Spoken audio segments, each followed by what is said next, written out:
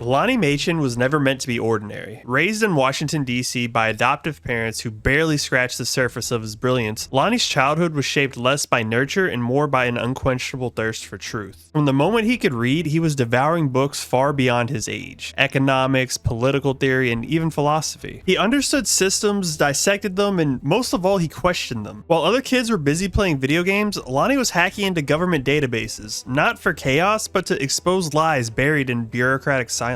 He was disillusioned by the suffering around him. He saw poverty in plain sight, justice twisted to serve wealth, politicians fattened by corporate greed. Lonnie realized that education and intelligence weren't enough. The world didn't change through debate, it changed through disruption. So he created Anarky, a figure not of destruction but of transformation. Cloaked in red and gold and armed with a bow staff and an arsenal of home-crafted tech, Anarky wasn't a symbol of rebellion for its own sake. He was a force of calculated insurgence. His mission was simple: to dismantle corrupt power structures and awaken the masses to the illusion of choice they lived under. Every act of sabotage he committed was a manifesto, every broadcasted message a call to awareness. Anarky didn't see himself as a villain, and honestly, he wasn't one, but his methods were extreme. He targeted CEOs who used children in overseas sweatshops. He outed politicians with backdoor deals to private prison contractors. To Anarky, crime was often a symptom, not the disease, so he went after the disease, which was greed, oppression, and the silent engines of injustice. Naturally, this put him at odds with vigilantes who upheld the system from within, most notably Batman. Lonnie respected the Dark Knight's intellect, but couldn't understand his loyalty to a city that chewed up people and called it order. Their encounters were often less battles of fists and more of ideology. Two brilliant minds with the same goal but opposing blueprints for how to get there. His first targeted attacks were against individuals and institutions he saw as the real villains of society. He went after corrupt landlords evicting tenants to make way for luxury condos. He went after polluters dumping toxic waste into low-income neighborhoods, and he also went after politicians pocketing public funds behind smiles and sound bites. These weren't random acts of assault. There were messages carved into the machinery of civilization. Lonnie made sure after every action was followed with a public declaration, often broadcasted through hacked signals or graffiti marks that burned themselves into the public. The message: wake up, you're being used. One of his missions involved infiltrating a corporate gala hosted by a weapons manufacturer responsible for selling arms to both sides of an international conflict. Disguised among the elite, Lonnie used a mixture of charm and cloaked tech to expose the CEO's private emails, detailing bribes, human rights violations, and rigged contracts, and he did this on every digital screen in the building. As guests screamed and security scrambled, Anarky vanished into the shadows. The fallout was immense. Stocks crashed, investigations launched, but most importantly, people noticed. Lonnie had struck a nerve. He also made headlines by disrupting a major metropolitan bank tied to predatory lending practices. Rather than stealing money, he rerouted the funds from the bank's offshore accounts directly into the savings accounts of the people the institution had defrauded. This gesture wasn't just rebellious, it was surgical economic retribution. Local authorities were baffled. The media called it electronic Robin Hood justice. Batman called it reckless, but Lonnie didn't care. He wasn't just fighting crime, he was rewriting the narrative of what justice could look like. Lonnie had orchestrated a plan to bring down a corrupt slumlord whose buildings were death traps, filled with code violations and vermin, yet untouched by the city due to bribes. He rigged the complex with timed explosives, not to kill, but to force an evacuation and draw public attention to the scandal. However, Batman intervened, dismantling the bombs with seconds to spare. The confrontation that followed wasn't just physical, it was philosophical. Lonnie, in his red cloak and golden mask, stood toe-to-toe with the Dark Knight, defending his methods with icy conviction. He wasn't interested in approval, he was interested in results. That moment cemented him not as a sidekick or as a villain, but as a force that challenged even Gotham's greatest mind to question his limits. As Lonnie matured, so did Anarky. What began as a youthful rebellion honed itself into ideological warfare. No longer satisfied with symbolic gestures or flashy takedowns of local corruption, Lonnie turned his focus to the deeper roots of control, surveillance states, economic manipulation, and digital authoritarianism.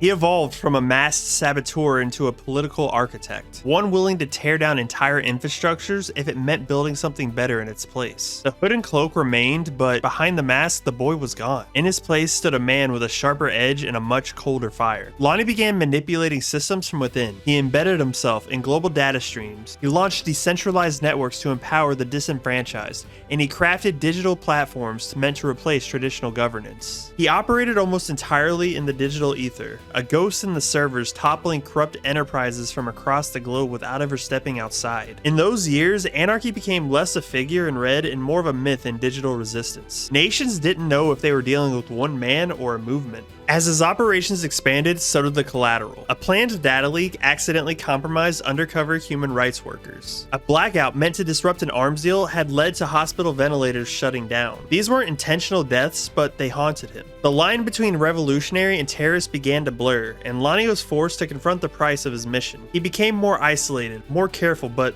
not less determined. Each time he clashed with Batman, the tension was more layered. They weren't just opponents, they were parallel paths diverging. Batman believed in reform of the systems. Anarky believed the systems themselves were the problem. Their battles became quieter, more complex, fought in conversations, and interference, and silent mutual sabotage. On occasion, Anarky even found himself working with the Bat family, when their interests aligned, that is. Things like human trafficking rings, authoritarian crackdowns, or the kind of global corruption that even Gotham couldn't contain. But those alliances were temporary. Lonnie never forgot who they were protecting, and they never fully trusted him either. There was also a cancelled story arc that could have brought even more complexity to Anarky. In this non-canonical story, it was implied that Lonnie's biological father was the Joker. Had this story continued, I'm sure the knowledge of the Joker being his biological father would have never left him, and in darker moments, it would have gnawed at the edges of his convictions. He would have questioned his instincts. He would have wondered if the rage burning under his logic was inherited by madness in disguise. But I don't think he ever would have surrendered to it. In this hypothetical story, the proof that even if chaos ran through his veins, he could still choose purpose, still shape his own legacy. Anarky is not a symbol of destruction. He's a symbol of disobedience, of discomfort. He's a symbol of the human refusal to accept that the way things are the way they must be. Lonnie's journey from brilliant child to hardened ideological insurgent is a reminder of the people's collective complacency. He doesn't fight for applause. He doesn't save cats from trees or wear a badge of justice handed down by a broken system. He exists in that dangerous, vital gray space where morality and method collide, and in that collision, uncomfortable truths emerge. What makes Anarky so powerful and so terrifying is that he's not wrong. His targets are greedy corporations, corrupt politicians, apathetic governments. All of them are real. His criticisms of systemic injustice,